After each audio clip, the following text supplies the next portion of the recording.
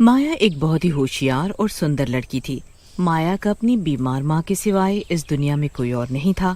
माया की माँ को कैंसर था, इसीलिए माया बच्चों को ट्यूशन पढ़ाकर घर का खर्च चलाती थी।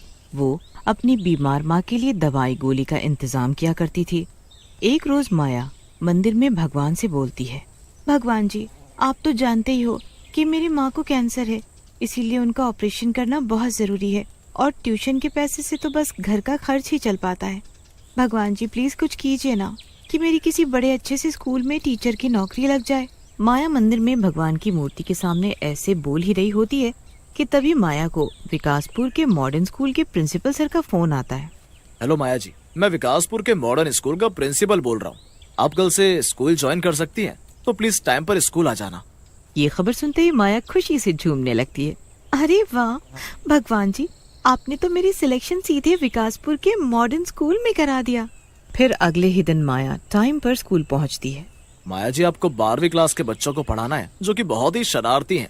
छोटे बच्चों को तो शरारत करने पर डांट कर चुप कराया जा सकता है, पर बड़े बच्चों को डांट कर चुप करना बहुत ही मुश्किल काम है।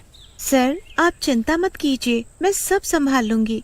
ऐसा बोलकर माया 12वीं क्लास में जाती है और देखती है कि सभी बच्चे आपस में बातें कर रहे हैं। गुड मॉर्निंग स्टूडेंट, मैं आपकी न्यू टीचर माया हूँ और अब से मैं ही आपको पढ़ाऊंगी। स्टूडेंट विक्रम अपने दोस्त जीवेश से बोलता है, यार ये लड़की हमारी टीचर है। अरे मुझे तो ये टीचर कम स्टूडेंट ज्यादा लग रही है।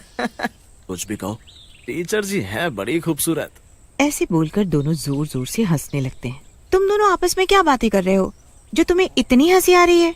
टीचर जी, आपको हमारी बातों पर दिलचस्पी दिखाने की जरूरत नहीं है, बल्कि आपको तो हमें बढ़ाने में दिलचस्पी दिखानी चाहिए। जीवेश की बात सुनकर क्लास के सभी बच्चे जोर जोर से हंसने लगते हैं। माया को ये देखकर बहुत गुस्सा आता है। माया अपने मन में बोलती है, अभी इन बच्चों पर गुस्सा करना ठीक नहीं होगा। ऐसा बोलकर माया बच्चों को पढ़ाना शुरू कर देती है कि तभी वे देखती है कि जीवेश का ध्यान पढ़ाई पर नहीं है। ये देखकर माया को बहुत गुस्सा आता है और उससे बोलती है, जीवेश, क्या तुम्हें पता नहीं कि स्कूल में स्टूडेंट को फोन लाना अलाउड नहीं है? तुम स्कूल में पढ़ने आते हो या फिर गेम खेलने? अब ये फोन तो तुम्हें नहीं मिलने वाला।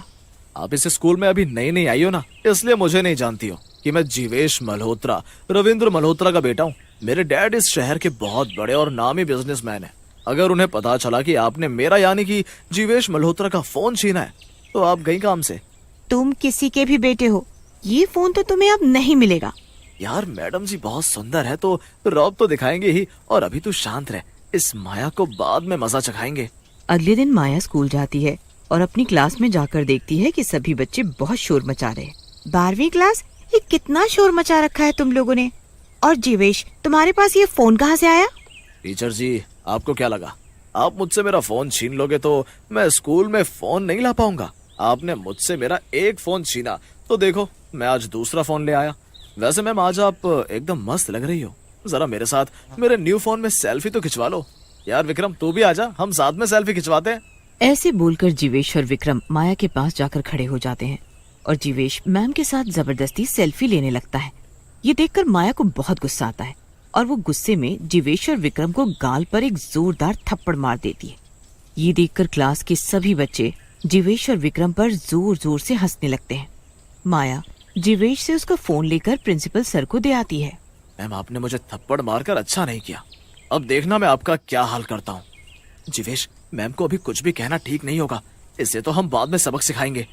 कुछ ही देर में स्कूल की छुट्टी हो जाती है। सभी बच्चे और टीचर स्कूल से घर जाने के लिए निकल जाते हैं। विक्रम रास्ते में जीवेश से बोलता है, यार जीवेश, माया टीचर स्कूल के पीछे वाले रास्ते से अपने घर जाती है और उस रास्ते में ज्यादा कोई आता जाता भी नहीं है, तो यही मौका है उस माया से अपने थप्पड़ का बदला लेने का। विक्रम और जीवेश माया को रास्ते में रोक लेते हैं और माया से बोलते हैं, क्यों टीचर जी, हमें थप्पड़ मारकर बड़ा मजा आया ना आपको। अब हम दोनों आपका वो हाल करेंगे जो आपने सपने में भी नहीं सोचा होगा। अरे विक्रम, जरा टीचर के हाथ तो पकड़ना। विक्रम, ये क्या कर रहे हो तुम? देखो, मैं कहती हूँ मेरा हाथ छोड़ो, हाथ छोड़ो मेरा। तभी जीवेश अपनी जेब से ब्लेड निकालकर माया के हाथ पर जोर से कट मार देता है। माया जोर से चिल्लाती हुई विक्रम से अपने आप को छुड़ाकर वहाँ से भागने लगती है कि तभी एक कार माया को टक्कर मारकर निकल जाती है। अरे यार विक्रम, ये क्या हो गया? माया टीचर के सर से तो बहुत खून बह रहा है। कहीं ये मर गई तो? यार हम दोनों को यहाँ से भागना ही ठीक होगा। और ऐसे बोलकर दोनों दोस्त वहाँ से भाग निकलते हैं। कार से टक्कर लगने से माया की मौत हो जाती है और वो एक डरावनी चुड़ैल बन जाती है। नहीं नहीं, मैं मर नहीं सकती। अभी तो मुझे मेरी बीमार माँ का कैंसर का ऑपरेशन भी करना है। अगर मैं तो मरकर एक चुड़ैल बन गई, मेरी मौत का जिम्मेदार वो कार वाला नहीं बल्कि जीवेश और विक्रम है। मैं छोड़ूंगी नहीं उन दोनों को, बिल्कुल नहीं छोड़ूंगी मैं। ऐसे बोलकर चुड़ैल फिर से माया के रूप में बदल जाती है और अगले दिन स्कूल पहुंचकर अपनी क्लास में जाती है। माया को सही सलामत देखकर विक्रम और जीवेश के होश उड़ जाते हैं। यार जीवेश, ये माया टीचर तो बिल्कुल ठीक है। कार से टक्कर लगने के बाद भी इन्हें कुछ नहीं हुआ। माया बुक लेकर बच्चों को पढ़ाना शुरू करती है कि तभी जीवेश अपना नया फोन निकालता है। माया विक्रम और जीवेश को देख लेती है और दोनों के पास जाकर उनसे उनका फोन छीनकर डस्टबिन में फेंक देती है और वे एक चुड़ैल के रूप में बदल जाती है। माया टीचर को चुड़ैल के रूप में देखकर क्लास के सभी स्टूडेंट थर थर कांपने लगते हैं। बहुत मजाक बनाया है तुम बच्चों ने मेरा, और बहुत शोर मचाते हो ना तुम सभी, तो अब शोर मचा कर दिखाओ। अरे क्या हुआ? शोर मचाओ ना शोर। चुड़ैल जोर से हंसते हुए बोलती है।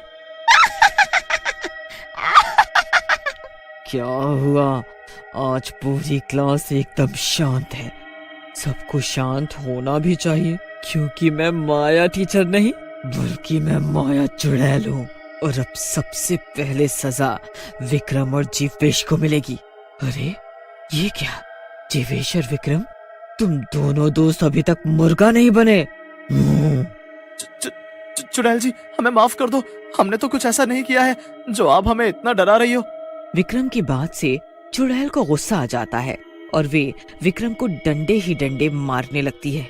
अरे चुड़ैल जी, मेरे दोस्त को इतना क्यों मार रही हो? छोड़ दो बेचारे को।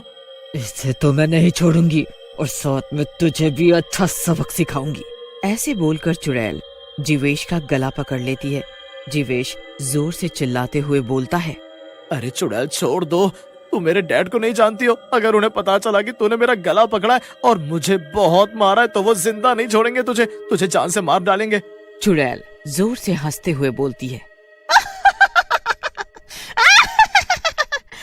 तुम दोनों ने मुझे जिंदा छोड़ा ही कहाँ है जो मुझे मार डालोगे, मगर अब मैं तुम दोनों को नहीं छोड़ूंगी। तुम दोनों को जान से मार डालूंगी। जीवेश का शोर सुनकर प्रिंसिपल सर वहाँ आ जाते हैं और चुड़ैल को देखकर उनके होश उड़ जाते हैं। हे भगवान, ये क्लास में चुड़ैल कहाँ से आ गई? अरे बच्चों, आपकी माया टीचर कहाँ है और ये चुड़ैल क्लास में कहाँ से आ गई? क्लास का बच्चा रोहन प्रिंसिपल सर से बोलता है। प्रिंसिपल सर, ये चुड़ैल ही माया टीचर है। माया, तुम एक चुड़ैल हो और तुमने जीवेश का गला क्यों पकड़ा हुआ है? अरे छोड़ दो इस बेचारे को, नहीं तो ये मर जाएगा। नहीं छोड़ूंगी। इस विक्रम और जीवेश को जान से मार डालूंगी। इन्हीं की वजह से मैं एक चुड़ैल बनी हूँ। फिर चुड़ैल प्रिंसिपल सर को सारी बात बताती है। ये क्या किया तुम दोनों ने? तुम्हारी वजह से माया मैम की मौत हो गई। अरे तुम दोनों को पता भी है कि माया मैम के सर पर उनकी बीमार माँ की कितनी बड़ी जिम्मेदारी थी। उन्हें अपनी माँ के कैंसर का ऑपरेशन भी कराना था। अब बेचारी माँ का क्या होगा? हमें माफ कर दो टीचर जी, हमें इस बात का जरा भी अंदाजा नहीं था। हमें माफ कर दो। नहीं, मैं तुम दोनों को नहीं छोड़ने वाली। तुम्हारी वजह से मैं अपनी माँ से दूर हो गई। मेरे सिवा उनका कोई नहीं है। अब उनका कैंसर का इलाज कैसे होगा? कौन उनका ख्याल रखेगा? पता मुझे। जीवेश और विक्रम को अपने किए पर बहुत पछतावा होता है और वो दोनों चुड़ैल से हाथ जोड़कर माफी मांगते हैं। चुड़ैल जी, मैं आपसे वादा करता हूँ कि मैं आपकी माँ का कैंसर का ऑपरेशन कराऊंगा और उनकी पूरी देखभाल भी करूंगा। आप मुझे एक मौका तो दो। जीवेश की बात सुनकर चुड़ैल जीवेश को छोड़ देती है और जीवेश अपनी बात के कहे अनुसार माया की माँ का ऑपरेशन करता है और उनका पूरा ध्यान भी रखता है। ये देखकर माया की आत्मा को मुक्ति मिल जाती है और वो आखिरकार वहाँ से चली जाती है।